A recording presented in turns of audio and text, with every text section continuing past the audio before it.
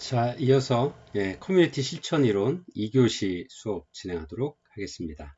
자, 이제 잠깐 한번 더 검토해 볼까요? 저희가 이 전 시간에 사회복지, 사회과학 이론이 왜 지역사회복지 실천에서, 커뮤니티 실천에서 중요한가, 꼭 필요한가에 대해서 공부를 해봤고요. 또 이 사회와 사회 변화에 대한 다양한 설명 이론들의 유형들을 한 8가지 유형을 한번 검토해 보았습니다. 즉, 그러면서 제가 드린 말씀은 이렇게 사회와 지역사회의 역동적인 흐름들을 설명하는 이론들이 이렇게 많을 수밖에 없는 이유가 다양한 시각으로 커뮤니티를 이해하기 위한 어떤 방법들, 그리고 이러한 이론들이 다양한 시각을 제공함으로써 실천하고자 하는 실천가들에게 사회를 이해하는 데 필요한 다양한 시각들을 준다라는 거죠. 그 다양한 시각은 지역사회의 문제 또는 지역사회 구성원들이 바라고자 하는 욕구들, 우리가 학문적으로 이야기하는 사회 정의와 개인의 자유와 권리가, 인권이 보장되는 어떤 그런 훌륭한 사회로, 지역사회로 만들기 위해서 실천하는 방법에 있어서의 다양한 접근 방법들도, 개입의 방법들도 검토하고 모색해 볼 수 있게 하는 어떤 계기를 만들어준다. 그런 의미에서 사회과학 이론들은 아주 중요한 역할들을 한다. 라고 말씀을 드렸습니다. 자, 그러면 이제 그러한 생각들을 가지시고 이제 책이 우리가 이 교재에서 이야기하고 있는 여러 가지 사회를 바라보는 다양한 시각적인 시각에서의 그 이론들을 하나하나 이제 대표적인 몇 가지를 같이 보도록 하겠습니다. 자, 그 첫 번째가 바로 체계 이론과 조직에 관한 이론입니다. System Theory and Organization이라고 해서요. 자, 커뮤니티 또는 조직에 대한 이해와 커뮤니티 간의 상호관계 또 상호작용에 대한 이해의 어떤 시각들을 제공한다라는 것에서 체계이론과 조직이론은 의의를 가진다라고 할 수 있습니다. 그리고 이 체계라고 하는 것, 시스템이라고 하는 것은 뭐냐? 일정한 원리에 따라서 낱낱의 부분이 짜임새 있게 조직되어서 통일된 전체를 이루는 것을 체계다라고 이야기를 하고요. 영어로 우리가 흔히 이해할 수 있는 시스템이다라고 이야기를 하고 있습니다. 즉 그림으로 설명을 좀 해본다라고 그러면 많은 체계와 체계들이 이웃해서 있죠. 그 다음 이 사이에는 경계라는 것이 있습니다. 이렇게 체계와 체계 사이에는 경계가 있습니다. 그래서 이 경계를 가지고 있는 체계가 아주 건강한 체계다라고 저희는 설명을 하고 있고요. 혼합되어서 다양한 어떤 요소들이 혼합되어서 그 복합적인 혼란스러운 상황보다는 어떤 그 특징을 가지고 있는 체계들끼리 따로따로 구별이 되어 있고 일정한 경계를 가지고 있는 어떤 이런 체계들이 건강한 체계다. 상호 독립성을 유지하면서 필요한 경우 상호 교류하고 연결을 가질 수 있는 이런 체계들을 건강한 체계다라고 이야기를 하고 있는데요.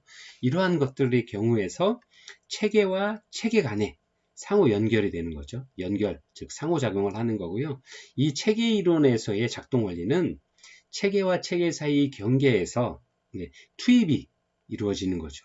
그래서 이 투입이 이루어짐으로써 변화가 생기고, 그 다음에 이 변환된 결과물이 새롭게 나오는 거죠. 그 다음에 이 새롭게 변환되어 있는 결과물을 가지고 피드백이라고 하는 거죠. 우리가 환류되는 것들이 다음 그 변화를 위한 어떤 요인들로 작용을 하는 경우 이러한 투입과 전환, 산출 그리고 환류로 이어지는 이러한 선순환이 지속적으로 이루어지는 어떤 이런 체계들이 바로 건강한 체계다라고 이야기를 하는 겁니다. 그래서 어쨌든 이런 투입이 이루어진다라는 건 또 다른 외부 체계와 또 다른 체계와 체계 사이가 연결이 된다라고 하는 것들을 의미하는 거고요. 즉, 이 이야기는 체계와 체계는 서로 연결되어 있고 서로 상호작용을 한다라는 거죠. 서로 무관하지 않고 서로 하나가 변화되면 하나도 영향을 받는 그런 어떤 연결되어 있는 관계다라고 이렇게 설명을 하고 있는 겁니다. 즉, 우리가 상호작용하고 있다라고 이야기를 하고 있는 겁니다. 만약에 이제 체계와 체계 아니면 사회와 사회는 서로 상호작용이 없이는 존재할 수 없죠. 예를 들면 어느 개인이 예를 들어서 세상과 완전히 단절해서 살 수 있을까요? 무인도에 사는 사람이라고 해도 혼자서 살 수 있을까요? 혼자만 있다라 그러면 자연이 없는 진짜 아무것도 없는 세상에서 혼자만 있다라 그러면 살 수 있을까요? 심지어 무인도에 있는 혼자 사는 사람도 자연과 아니면 자연의 많은 어떤 구성 체계들과 상호작용하고 체계 그 투입과 산출 전환의 어떤 체계적인 어떤 상호작용을 통해서 삶을 이어나갈 수 있다라는 거죠. 그런 어떤 부분에서의 설명 이론이 바로 체계 이론이다라는 겁니다.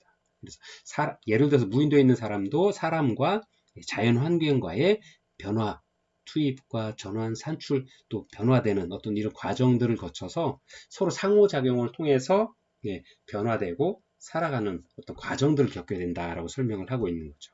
그래서 이 각각의 체계 사이에 경계가 존재하는 거고, 이러한 경계가 한마디로 정리한다라 그러면 다른 체계와 분리되고 독립된 실체로 존재되고, 그 다음에 경계도 있지만 각각의 체계들은 서로 연결되어 상호작용하고 있다, 이렇게 설명을 하고 있는 겁니다.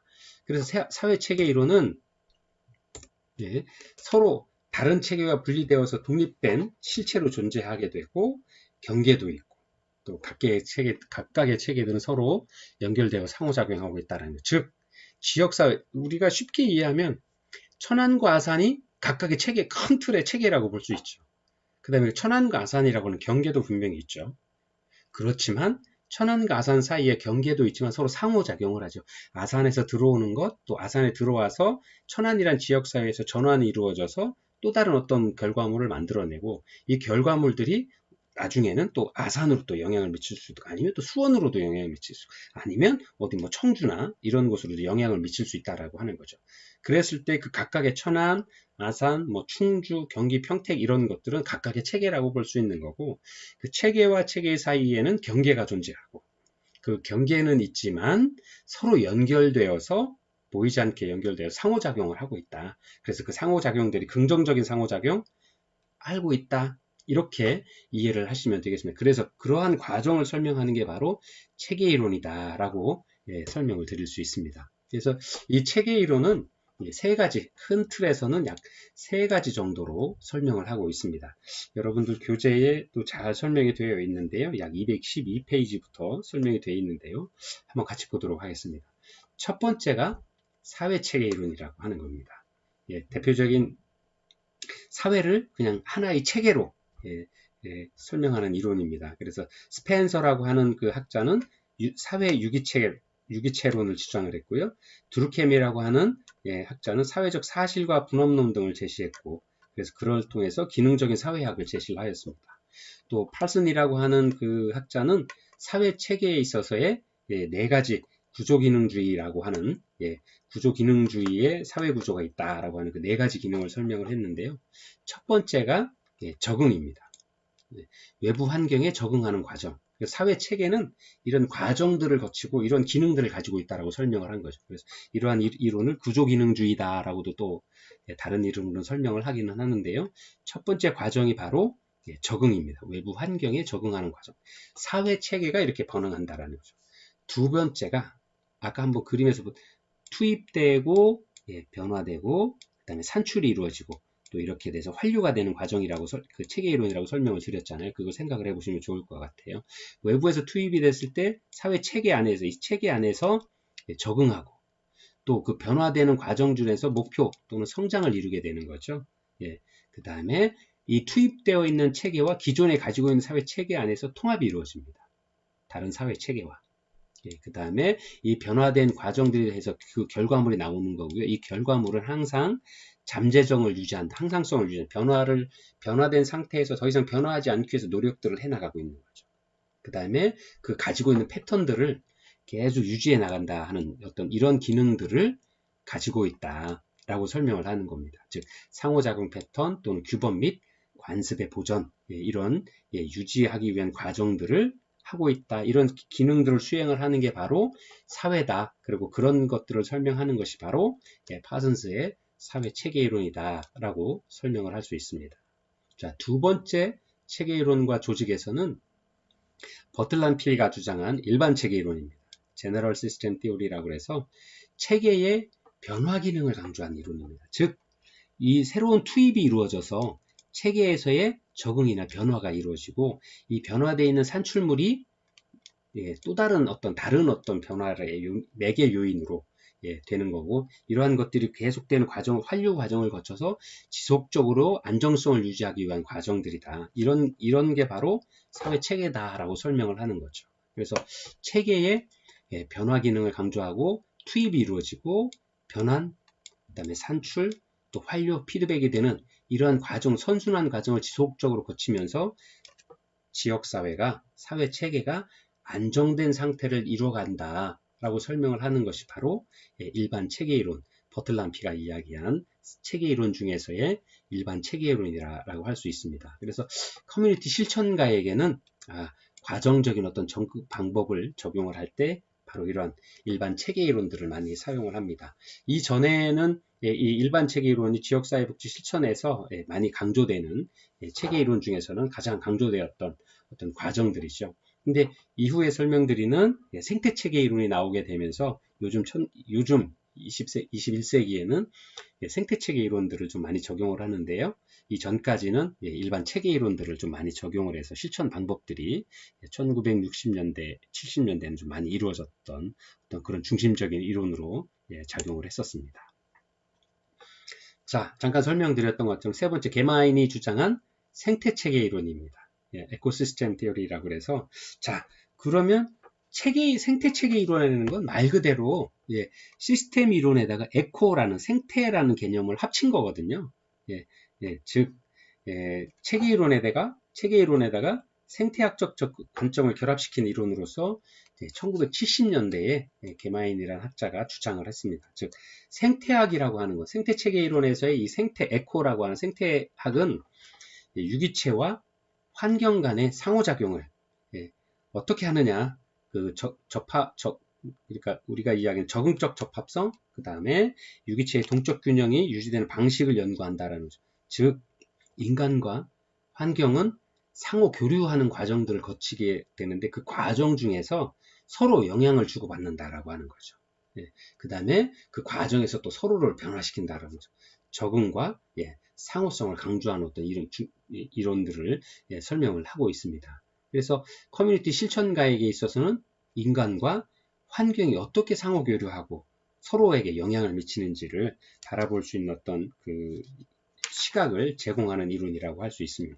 그래서 만약에 사람이 적응을 하게 되면 안정적인 상태를 유지하겠지만 부적응하게 되면 부적응 상태, 또 다른 어떤 변화를 요구를 하게 되겠죠. 또 변화를 하기 위한 어떤 활동들을 하게 되겠죠. 그래서 사회복지 실천에서의 개입 영역은 뭐냐? 인간과 환경 간의 상호 교류 과정이 되고 개입의 목표에 있어서는 인간이 환경에 잘 적응해서 살아갈 수 있도록 적응적인 어떤 적합성을 유지하도록 하는 것이 바로 개입의 목표다라고 설명을 할 수 있을 것 같아요. 생태체계 이론에서 이야기하는 개념들은 그렇습니다. 이와 같은 그 체계 이론은 체계 이론은 어떤 의미를 주고 있느냐 우리에게, 즉 이런 부분에서의 함의를 좀 보게 되면 커뮤니티와 조직, 즉 사회 체계의 내부 구성원과 또 조직 외부와 어떻게 관계하고 상호작용해야 되는지, 또 어떠한 기능을 하고 어떻게 과정들이 이루어져야 되는지에 대한 이해를 많이 함의를 이해의 어떤 근거적인 틀을, 이론적인 틀을 제공을 하기 때문에 이러한 사회체계 이론이 가지는 의미가 좀 크다라고 설명을 드릴 수 있을 것 같습니다. 그래서 그 커뮤니티나 조직은 서로 어떻게 연결되고 관계하고 상호작용해 나가고 있지만 나름의 고유한 특성을 가질 수 있도록 적절히 분리되어야 하고 또 적응하고 목표 달성하고 또 통합하거나 유지하는 또 아까 이야기한 사회 체계 이론의 어떤 그 시스템들을 잘 수행해야 되고 또 환경과 또 적응적 적합성을 가질 수 있어야 하는 것들을 잘 만들어야 된다라고 하는 겁니다. 즉 예를 들면 주민 조직이 있다라고 하면 그 주민 조직은 외부의 다른 주민 또는 주민 조직 또는 기관들과 협력적인 관계를 어떻게 잘 구축해야 되는지, 또 잘 구축해야 됩니다. 그러면 잘 적응한다라고 볼 수 있겠죠. 환경과의 상호작용을 잘 한다라고 설명을 할 수 있겠죠. 또 외부의 의견을 적극적으로 받아들일 수 있어야 되는 변화의 요인들을, 투입 요인들을 많이 수용할 수 있어야 되는 거죠. 또 그런 의견을 듣고 고려해서 의사결정을 하고 그 의사결정으로 이루어지는 결과가 다른 주민 또는 다른 주민 조직 또는 다른 기관에 어떻게 영향을 미치는지, 그 결과가 또 어떻게 환류 피드백되는 과정들을 겪게 되는지, 예, 그래서 그런 과정들을 거치면서 주민조직 활동들을 해 나가야 된다. 그런 과정들이 바로 시스템과 기관과 기관, 또 주민과 기관 간의 상호작용 과정, 체계적인 어떤 상호작용 과정이다. 라고 설명을 하고 있는 겁니다. 그래서 이러한 것들이 바로 커뮤니티 실천 모델과 연결이 될 수 있는데요. 즉, 커뮤니티 실천 모델에 있어서 로스만의 모델, 커뮤니티 개발이 바로 체계 이론을 근거로 하는 이론이다라고 볼 수 있고요. 또 웨일과 갬블이 주장하는 근린 지역사회 조직 모델, 바로 기능적 지역사회 조직 모델이 바로 이러한 체계 이론들을 함의하고 있다라고 볼 수 있고요. 또 테일러와 로버츠의 커뮤니티 개발 모델이 체계 이론에 근거한 부분이고, 또 포플이 주장한 커뮤니티 조직과 커뮤니티 개발 모델도 바로 우리가 이야기하는 체계 이론을 근간으로 하는 어떤 이론적인 기반들을 가지고 있습니다. 자, 두 번째는 갈등 이론입니다. 아까 잠깐 표에서 설명드린 것처럼 갈등은 커뮤니티 내의 권력에 의한 또는 어떤 위계에 의한 아니면 가진 자와 못 가진 자, 부족한 부분들에 대한 어떤 갖고자 하는 욕구 때문에 생기는 갈등들은 지역사회 내에서, 지역사회 커뮤니티 내에서 늘 발생할 수 있는 거고, 이 갈등을 어떻게 바라보느냐, 또 이 갈등을 해결해 나가는 과정이 바로 커뮤니티 실천인데, 이러한 과정들을 어떻게 해 나갈 거냐 하는 것들에 대한 폭넓은 시각을 제공하는 데 의의가 있다라고 설명을 드릴 수 있습니다.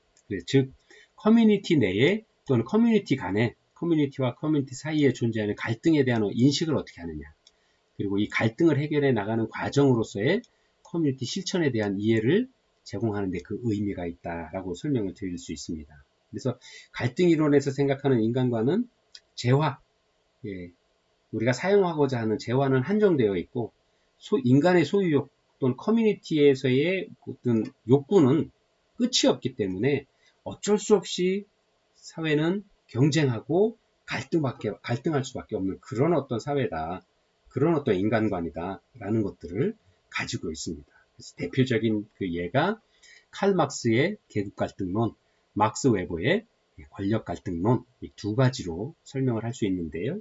칼 막스의 계급갈등론, 저희가 잘 아는 것처럼 나중에 이 경제 요인을 중시하는 어떤 시각을 가지고 있기 때문에 다 함께 생산하고 다 함께 소비하자라고 하는 공산주의, 나중에 이론이 좀 변경돼서 사회주의로 바뀌긴 합니다만, 공산주의 어떤 계급갈등론의 어떤 근본을 제시하게 되고요. 권력갈등론이라고 해서 사회적인 지위와 커뮤니티 내에서의 사회적인 지위와 권력을 가지고 있느냐 그렇지 않느냐에 따라서 이 권력에 의한 갈등이 생길 수밖에 없다라고 하는 거죠. 즉, 자본가와 노동가, 아니면 가진 자와 못 가진 자, 사회적 약자와 강자, 이렇게 권력을 갖고 못 갖고의 차이에 따라서 권력에 따른 갈등이 생길 수밖에 없다라고 하는 막스 웹의 권력 갈등론으로 이렇게 두 가지로 대표적으로 설명을 해 나갈 수 있습니다. 그래서 이러한 것들이 바로 갈등 이론에서 이야기하는 부분들이고요. 자, 이러한 갈등 자체를 해결해 나가는 것과 갈등을 사회 변화의 동인으로 활용하는 것, 그 두 가지를 다 의미 있게 바라보고 있습니다. 그래서 사회는, 커뮤니티와 커뮤니티 내부의 권력이나 또는 그 경제 요인 때문에 갈등이 생길 수밖에 없고, 그게 기관 간이든 뭐 사람과 사람 간이든 아니면 커뮤니티와 커뮤니티 사이든 그런 갈등은 필연적인 거고, 그 갈등을 해결해 나가는 것은 그 과정들, 그것이 바로 지역사회 실천의 과정이고, 또 이러한 갈등이 바로 필연적으로 생기는 거기 때문에 사회의 진화와 사회 발전에 꼭 필요한 요소다. 즉, 사회 변화에 꼭 필요한 것이다. 그런 것들로 활용되어야 된다라고 바라보는 이론이 바로 갈등 이론이다라고 설명을 할 수 있습니다. 그래서 갈등 이론, 즉 이제 이런 갈등 이론들을 뭐 변증법적이다라고 이야기를 하는데요. 이런 갈등 이론의 공통점은 뭐냐? 자, 우선 변증법이 뭔가를 잠깐 이해하시기 쉽게 말씀을 드려야 되겠네요. 변증법이라는 건 갈등 이론처럼 모든 그 사회 내부에 존재하고 있는 모순이 있다라고 이야기를 하는 겁니다. 어떤 해결하고자 하는 원인들이 근본적으로 가지고 있다라는 거죠. 그래서 이 근본적인 갈등들 아니면 모순들을 인식하게 되면 대표적인 철학자들은 소크라테스는 질문을 통해 대화를 통해서 옛날에 그리스 철학자들은 대화를 통해서 했죠. 네, 해겔의 변증법 뭐 여러 가지 이야기들이 있는데요. 그래서 그러한 모순이 있다라는 거를 커뮤니티나 아니면 주민들이 알 수 있도록 해서 그것들을 바꿔나가기 위한 방법들을 바로 변증법적 갈등 관점이다라고 이야기를 하고 있는 겁니다. 그래서 그러한 어떤 관점들의 공통점은 갈등이라고 하는 것, 변증법이라고 하는 것 자체가 모순이 있다는 걸 인정을 하는 거잖아요. 그걸 알게 하는 거잖아요. 그래서 이런 그 모순이라고 하는 것을 갈등이라고 본다라고 보면 이 갈등이 바로 사회의 보편적인 특징이다라는 거죠. 시각이. 그다음에 갈등은 서로 반대되는 이해관계로 인해서 발생하게 되는데 피할 수 없는 것이다라고 하는 시각을 가지고 있습니다.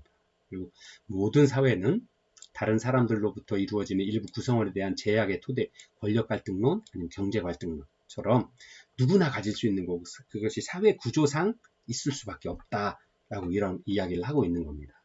그 다음에 서로 다른 이해관계는 두 개의 갈등 집단으로 나뉘게 되는 경향이 있다라는 것. 그 다음에 하나의 갈등을 해결은 새로운 서로 다른 이해관계를 만들어내고 이는 어떤 조건 하에서 또 다른 갈등을 발생시키는 요인이 된다라고 하는 거죠. 즉 갈등은 모순은 우리가 이야기하는 모순이 뭐든지 뚫을 수 있는 창과 뭐든지 막을 수 있는 방패라고 이야기를 하는 거잖아요. 근데 이게 두 가지가 부딪히면 모순이 되는 거죠. 그럼 어느 게 참이고 어느 게 거짓인지를 알 수 없는 거죠. 그런 것들을 갈등이라고 설명을 하고 있는 거고 이런 갈등은 해결해야 될 수 있지만 해결이 되는 그 순간에도 또 다른 어떤 이해관계 때문에 또 다른 갈등 관계로 만들어질 수 있고 발전돼 나갈 수 있는 거다. 즉 필연적인 거다라고 설명을 하고 있는 겁니다. 그래서 계속되는 갈등의 결과로 인해서 사회 변화가 이루어지기 때문에 사회 변화는 어쩔 수 없이 사회의 보편적인 특징이다. 왜? 갈등은 없어지지 않을 거거든요. 그다음에 모순이라고 하는 건 없어지지 않기 때문에 이러한 그 결과로 인해서 갈등의 결과로 사회가 변화되는 거고 이러한 사회 변화는 바로 모든 보편적인 특징이다라고 설명을 하고 있는 겁니다. 그래서 갈등 이론은 커뮤니티 실천을 하거나 또는 커뮤니티를 조직화할 때 이러한 갈등 이론을 이해하고 갈등 이론의 요소들을 좀 고려한다라 그러면 지역사회의 그 커뮤니티 발전을 위한 어떤 다른 여러 가지 시각들을 가지고 있을 수 있죠. 그래서 이 갈등 이론을 바탕으로 하면 개인적인 문제를 사적인 문제로만 접근하지 않고 체계적인 역기능으로 인식하고 접근할 수 있게 되는 어떤 이론적인 어떤 바탕들을 제공할 수 있다라는 겁니다. 그래서 만약에 저희가 이제 지역사회복지 실천을 실천가로서 하게 된다라 그러면 말씀대로 개인적인 많은 문제들이 모여서 이런 것들을 좀 개선하려고 하는데 그러면 저희는 한 발 더 나가서 그럼 이 지역사회에서 이러한 개인 문제들이 생길 수밖에 없는 어떤 체계적인 부분들, 체계적인 요인이 무엇인가까지도 이 갈등 이론을 공부하고 이론적 배경을 둠으로써 그 다음 너머에 있는 어떤 사회적인 원인들까지도 검토해보고 생각해보고 그걸 적응해서 실천하기 위한 어떤 이론적 기반들을 접근할 수 있는 어떤 힘들을 가지게 되는 거죠. 그래서 이거 커뮤니티 실천 모델과 좀 연결을 해보면 로스만의 사회행동이 바로 대표적인 갈등 이론에 근거한 실천 모델이라고 할 수 있고요.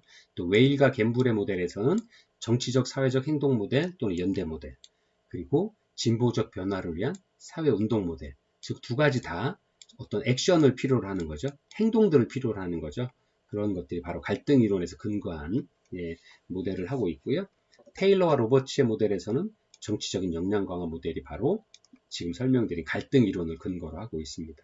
또 영국의 포플이 주장한 커뮤니티 행동 모델, 또 여건주의적 커뮤니티 사업 모델, 또는 흑인 커뮤니티 사업과 인종차별 철폐 커뮤니티 사업 모델 등이 바로 갈등 이론을 기반으로 한 어떤 실천 방법들에 있어서의 많은 이론들을 제공을 하고 있습니다. 자, 이렇게 해서 2교시 수업을 모두 마치고요. 잠시 쉬었다가 3교시 수업에 여러분들 뵙겠습니다. 혹시 이제 이론만 자꾸 설명을 드리니까 좀 이해하시기가 좋은가요? 아니면 이게 사이버 수업으로 진행이 되다 보니까 선생님들이 뭘 궁금해 하시는지 아니면 또 뭐가 이해가 안 되는지를 제가 알 수 없어서 이렇게 일방적으로 이렇게 설명을 드리고 수업을 진행하게 할 수밖에 없는데요. 혹여 좀 궁금하시거나 하는 부분들이 있으면 이게 사이버로 진행되는 건 먼저 녹음을 하고 있기 때문에 하시라도 가능하다라고 시간적인 여유가 있으시면 학교에 오셔서 수업에 참여해 주신다라 그러면 서로 질문도 하고 또 궁금한 부분은 추가로 설명을 드리거나 아니면 사례를 들어 설명을 드릴 수도 있으니까요. 그런 기회가 좀 주어졌으면 좋겠습니다. 그리고 그러한 과정들을 통해서 새로운 또 학교 동급생들도 만나보시고 학교도 좀 보시고 그런 기회를 가지는 시간들을 좀 가지셨으면 좋겠습니다. 네. 자, 이렇게 2교시까지 수업을 마치고요. 잠시 쉬었다가 3교시 다른 사회교환 이론서부터 다시 수업을 하도록 하겠습니다. 잠시 후에 뵙겠습니다.